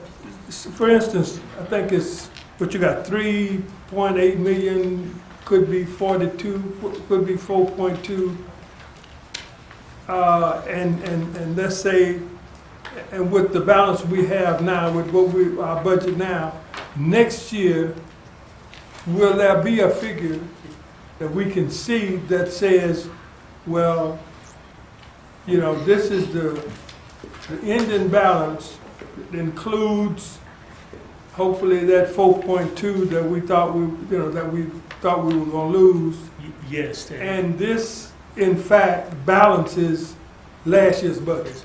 Yes, if you will look at the screen that is up right now, you see, we always show you the last full year actual, so you can see how we actually did. If we went back and compared that to the original budget, that original budget was probably a negative $15 million, if I remember correctly. So we beat that by $10 million that year. Still overspent in total, but we beat the budget. What you see here is, if you look at the second and third column, you see the ending undesignated fund balance from our revised budget is only $10 million. But we do an estimate every year to see how we feel we're going to finish up the end of the year actually. And that's why if you look at the third column, beginning balance, That changed from 10.2 million to 21.5 million. That shows how we think we're going to do actually at the end of the year. And then again, you know, we will have beaten that $14 million that we originally projected. So we do show that and let you see how we actually ended up for each year. Do we ever say that, you know, with the way we ended up, we actually balanced last year's budget? Because we take away, right now, we're taking away 3.6 out of, and we're using that to balance the budget. When we get it back, then in essence, we balance this year's budget, which would be in next year's budget cycle. That's correct. We don't actually come and report to you and say, this was the original budget, this is how we ended. But if you recall, every year our external auditors come and they present to you all our financial results. And they will share with you, like they did this year, how we actually did compared to the budget. And again, they would show you things like I just pointed out. We originally budgeted to overspend by $15 million for 11-12, and we actually came out to where it was only, I believe, the $4 million. So we did do better. In this case, we didn't balance it out entirely. We did have to dip into our reserves a little bit. But it does show you how we actually ended up compared to what we originally budgeted for the year. Yeah, I think, you know, a lot of criticism that we get is how terrible we spend, and we spend on this and that. And I think that some of these items, as hard as you guys work to make sure we come in, we provide services, and at the same time, you know, we come as close to balancing our budget. I think we need to let people know that. You know, and that goes along with some other things that we've talked about. But we talk about a lot of things around this horn, but then we don't, you know, we don't mention the fact that, hey, we just about got this thing balanced last year, you know, as a result of those funds that we didn't have to spend. Thank you. I just thought I'd mention that.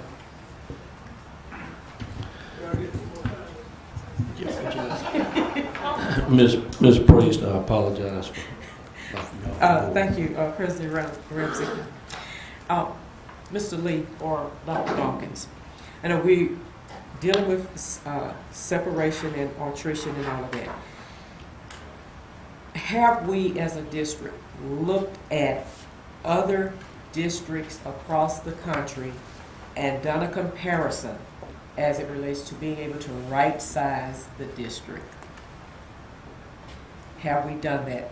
And what I mean by right-sizing the district, that's dealing with student enrollment population. Ms. I think that's the big elephant in the room. That's the big elephant in this budget. We have to right-size the district. And we need to be looking at, if we haven't, other districts of comparable size and looking at being able to right-size it. That's question one. Number two is, why do we need to continue to carry positions in our budget that's not filled? That's question two. And three, and it ties back to the freeze on hiring. If we're going to have a hiring freeze, then we truly need to have a hiring freeze. And positions do not need to be filled because someone says, I need to have it filled or whatever. Because every year, as long as we continue to do that, then we sit around here and do the same thing. And if we look at our revenue, what we're getting, MFP, property tax, sales tax, local, federal, and others, and then our expenses over here for every area, we're going to continue to dig a hole for ourselves, and we're not doing ourselves any good. We've got to right-size the district, whether it's through separation, or attrition or whatever. But do it and hold every department accountable Okay. for making sure that it happens. I'd like to, if I may, address some of that. As far as the comparison and right sizing, no, to this point we haven't looked at other districts, but we have looked at ourselves. And I say that like this. We've looked at what our student population has done over the last 9 years. I think I shared that with y'all at the beginning, and what we've done teacher-wise. And it's opposite direction. Students go down, teachers go up. We cannot obviously continue to do that with MFP being based on the number of students we have. So we have looked at it in that respect. We haven't compared to other districts yet. We can do that. As far as the hiring freeze, we instituted that for a while, up to about a year ago, and the only way any position was filled is if it was filled from the inside. If for example, I'll use one of my departments. We had a bookkeeper leave. We felt that we needed to fill that bookkeeper position. There was enough work that we couldn't put it off on somebody else. We could hire, but they had to come from somewhere else within the district. We did not bring another body into the district to start paying. So we let people transfer, but we didn't actually hire anybody. So there was no additional cost to do that. So that's the only way we, at that point in time, we did any hiring classified-wise that I'm aware of. In addition to that, Ms. Priest, and Dr. Robinson could probably be more specific, but sometimes these positions are hard to fill because there's not a pipeline out there with the kind of the people that are certified and qualified to teach, and we wind up facing about, that's a nationwide phenomenon wherever you go. But we're always trying to do better, and we send people out to recruit, and we try to grow our own and all of that. And that's something that you have to constantly work on. You can't ever back up on that, and I think we're doing a pretty good job on that. In addition to what Mr. Lee said in terms of the right sizing, internally, I've had the experience of working with other districts, so again, how do we compare with that? And we compare pretty favorably. In some cases, we do have a little bit more than some other places. And over the last 4 or 5 years, we certainly have reduced somewhat. Now we have some more to do. There's no question about that. But we have to do both the central office and with schools. And again, I'll just bring your attention back to some of the things that we had proposed, about 12 sites that would reduce our inventory of buildings, and that collapses some of that. And it gets back to Mr. Rochelle. When you do that massive number of things, you do get some big savings from administrative moves and all of that. And sometimes you have to separate people from the district, and that's what you're talking about. So we don't have recurring costs from that. But that's something that we continue to work on, and I would say that moving forward, as you look at long range or whatever, that you go back to some of this basic information, because some of it is still true today. And when we started, I think we closed about 8 schools, and I think we had about 12 or 15 on the list. And so there's more work to be done. And so the efficiencies of the whole operation, internal to the central office and external to the buildings, certainly something that you have to do if you don't have to keep repeating this drill over and over again. Ms. Trammell. Mr. Ramsey, Dr. Dawkins, I've listened to Ms. Priest. Effective employees make the difference on any job, right? All right. Like Ms. Armstrong said, sometimes you have to be careful how you say stuff. But anyway, effective employees make the difference on any job. In order for us to get an 8-hour workday, we have to make sure that we cover certain areas to make sure that the jobs are taken care of. Now, I have a question. I don't know. I believe Mr. Wolfock would be the one to answer it, and I asked this question the other day. We have like part-time employees that are full-time employees, in which I'm one of the people. I don't quite get that. And I guess it's something from the legislative body that says that we have these employees like that. Is there anything that we can do to make these employees, part-time employees, full part-time?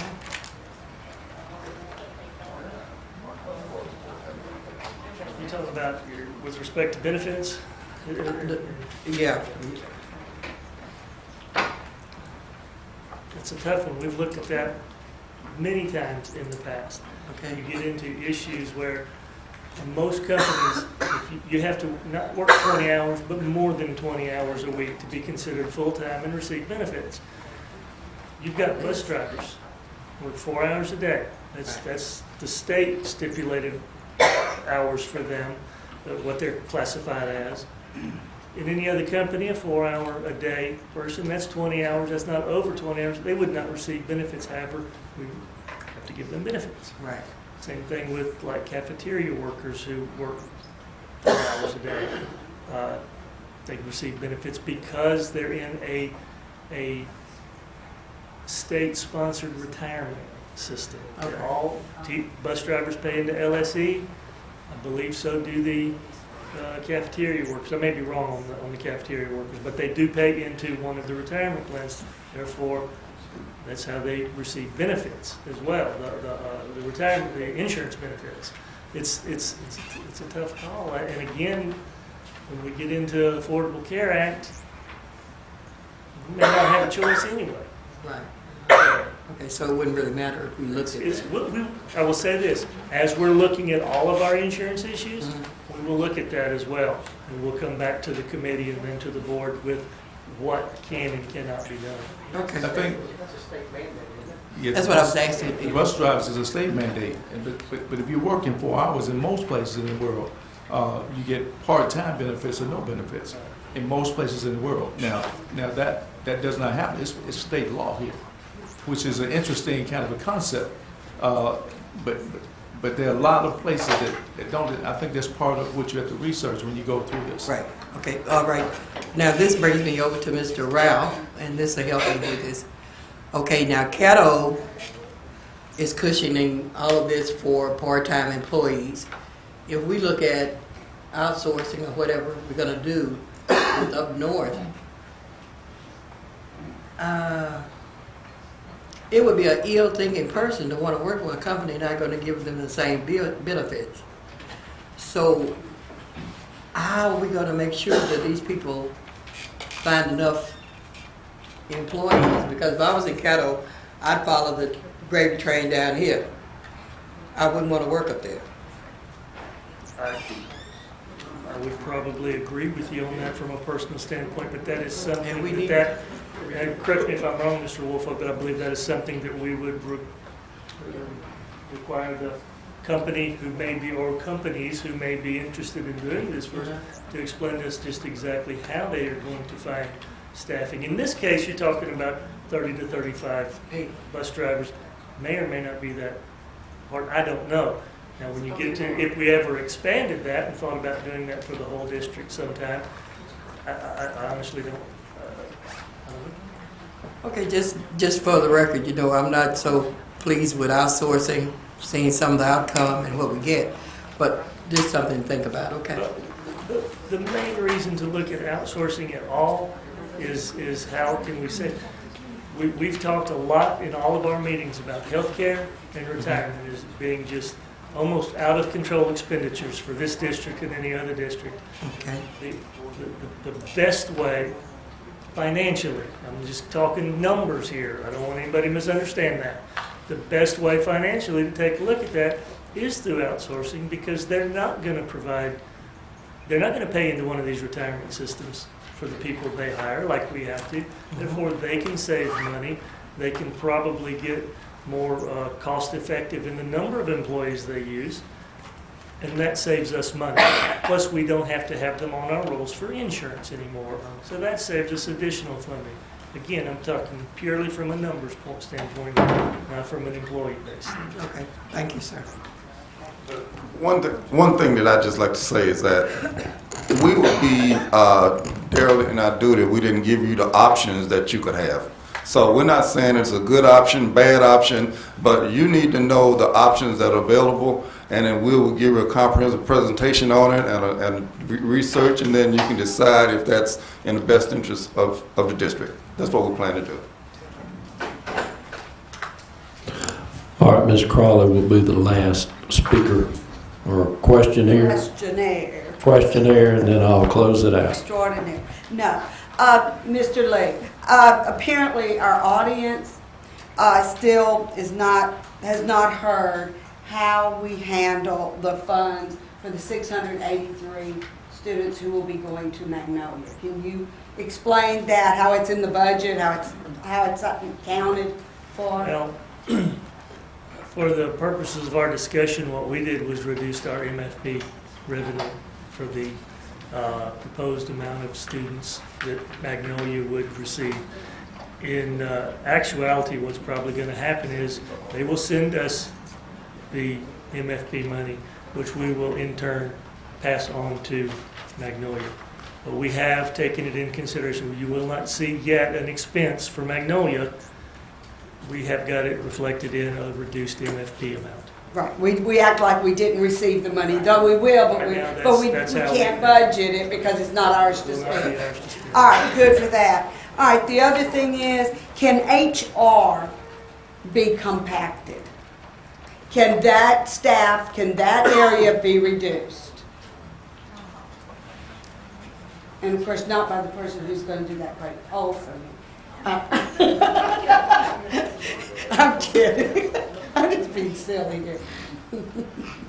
I don't want to be funny, but when the superintendent makes his rounds checking the doors and things, I've asked my staff to lock the doors because HR is one of the areas that he targets pretty regularly. I can understand. You will notice that, you may not know, on the certified side of the house, we are down 2 administrators, and we had a person taking care of special education, and we had another staffing administrator, and we've been reduced in that area.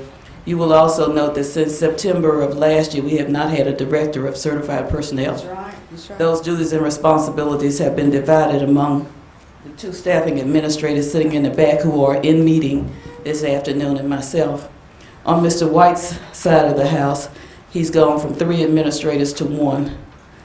He has 2 temps helping, and you will see that those persons are on the list to be terminated or those positions will be deleted.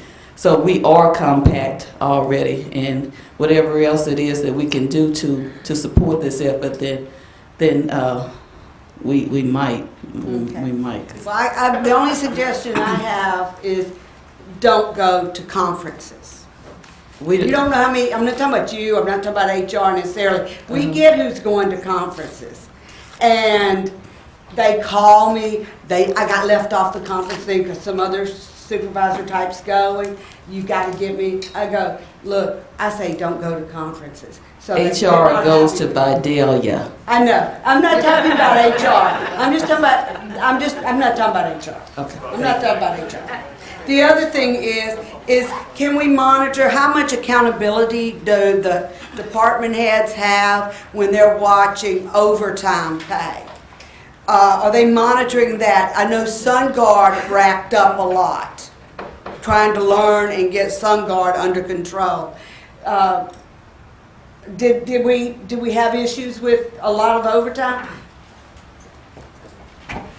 Probably the biggest areas now, bus drivers with all the extra trips that they make, because again, they're considered 4 hour, and we have to we credit it up till they have actually worked 40 full hours, including all their trips. But there's several that work more than 40 hours a week with all the extra trips they run. I think it's gotten better, but that's still an area where we have overtime. Maintenance, possibly, and I got to ask Mr. Smith about that, if that's still a very high number. That's probably your 2 biggest areas. There's some classified staff in central office that works over, but it's probably not anything like it used to be. You're saying we are being more accountable to it? Okay, bus drivers, why do they run extra? athletic trips, anything outside of their normal route in the morning. And we don't collect fees for that? I mean, they just get paid overtime? Well, even if we collect some fees for that, we're not gonna, we don't charge for the driver, is that correct? All we charge is a small amount for the cost of the bus. So once that bus driver, if he's done enough extra trips to throw him over 40 hours for a week, then he starts. Can we spread that around so they We've been don't trying, go and over that's what 40 I was hours? saying. I think you can address it better. Monitor that, We have too. been trying to do that. Doing that better job of that? Okay. Mr. Pearson asked for one question, You didn't ask me. or two. Just one. You mentioned MFP. Yes. But we got kids coming to Magnolia. We got kids coming to Magnolia from Bossier and Mendon. So, well, I know one coming from Mendon because I was told. No, if they're not, they won't be. If they are, they won't be. They are Caddo Parish School only. Well, I talked to a child, I talked to a dad, a parent with this child, said that he had registered for Magnolia. They have submitted some applications. If you recall in their presentation, they had a map showing Barksdale and some others, and they're going to have to check those people out, and those people will not be qualified. That's it for me. Okay, board members, that just to wrap it up, the items that were put on the table and into committee will involve the possible school consolidations and the rural transportation outsource possibility. The rest of them will remain, and I would encourage you to continue calling and having dialogue with staff, and ask all the questions that you can. And it seems to me like that we do need to have another budget meeting. I'd already talked with Dr. Dawkins and Mr. Lee, and they could be ready for one Monday evening at 3:30. So let's come back with a budget meeting, another work session just like this, Monday at 3:30. And if there's additional information or questions that you have, please get them in to Mr. Lee or the appropriate staff member, and let's get all the information on the table. But in summary, Mr. Lee, correct me if my numbers are wrong, if by those two adjustments, that would bring us to a $4.2 million over expenditure rounding. Yes, sir. And still have approximately an ending undesignated balance of about $17.2 million. That's correct. Okay? 3:30 And Monday? that's how we have the full budget, federal budget Yes. for That's special ed and all that? Okay. Yes, ma'am. Now, just another addition, and I failed to do this earlier. Please keep Ms. Crawford and her family in your prayers. Her mother is very ill and back in the hospital. And Mr. Hooks had a previous engagement out of town. And also, this Saturday, this weekend, is Southern Hills Music in the Park, and it's going to be pretty big this year. Food and several bands and arts and crafts. So I was told to invite folks to come out, and it's the Southern Hills, the Shreveport Metro Park. Having said that, this work session. Okay, we have a motion to adjourn and a second, and go ahead and vote.